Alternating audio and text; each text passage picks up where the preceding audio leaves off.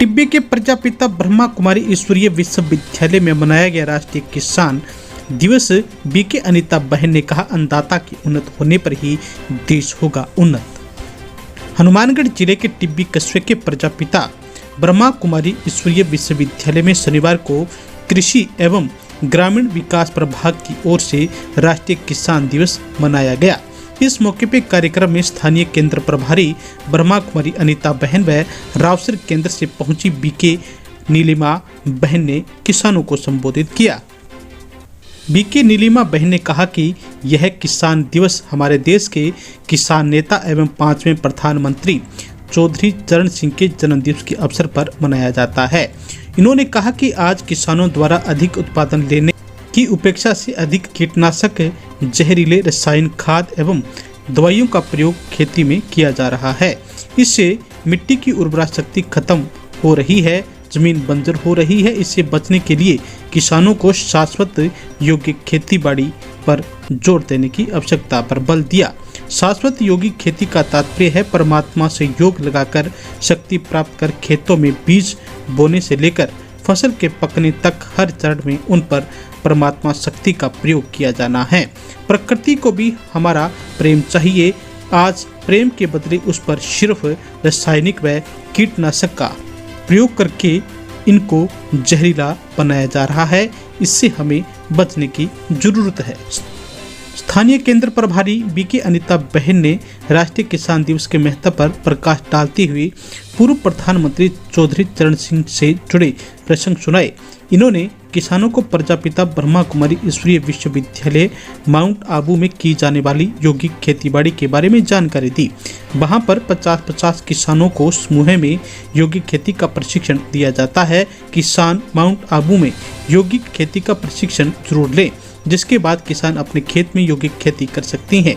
इन्होंने कहा कि देश का अन्नदाता कहलाने वाला किसान उन्नत नहीं होगा तब तक देश उन्नत नहीं हो सकता। इस दौरान इन्होंने पहुंचे हुए किसानों का आभार व्यक्त किया तथा किसानों ने अपने विचार साझा किए। जो है इसका बहुत महत्वपूर्ण स्थान है जीवन में। किसान है तो जीवन है।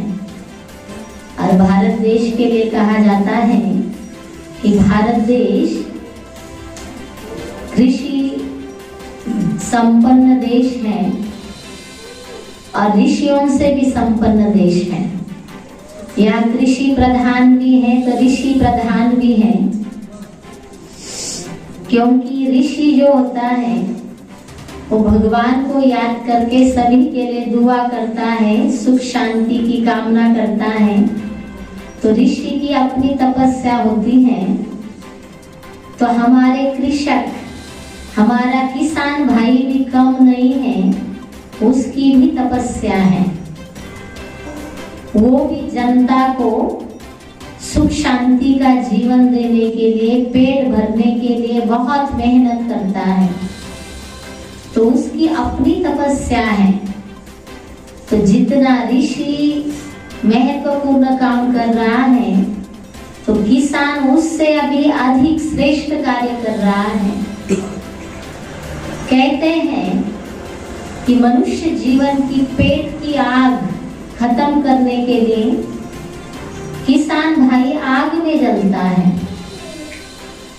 सारा दिन की धूप वो अपने सिर पर लेता है, अपने को जलाता है और दूसरों के पेट की आग मिटाता है। तो आप सोचिए इससे अधिक पुण्य कौन कर सकता है। कितनी दुआएं मिलती हैं किसी का पेट भरने से, और कितना महत्वपूर्ण कार्य आप सभी कर रहे हो। कहते हैं किसान जो है पूरे देश की अर्थव्यवस्था की रीढ़ की हड्डी है।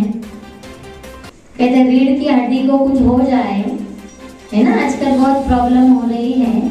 अगर रीढ़ की हड्डी हिल जाए तो पूरा शरीर का ढांचा हिल जाता है। अगर हमारे किसान किसी परिस्थितियों में हिल जाए या निराश हो जाए, उदास हो जाए, तो पूरा समाज हिल जाता है।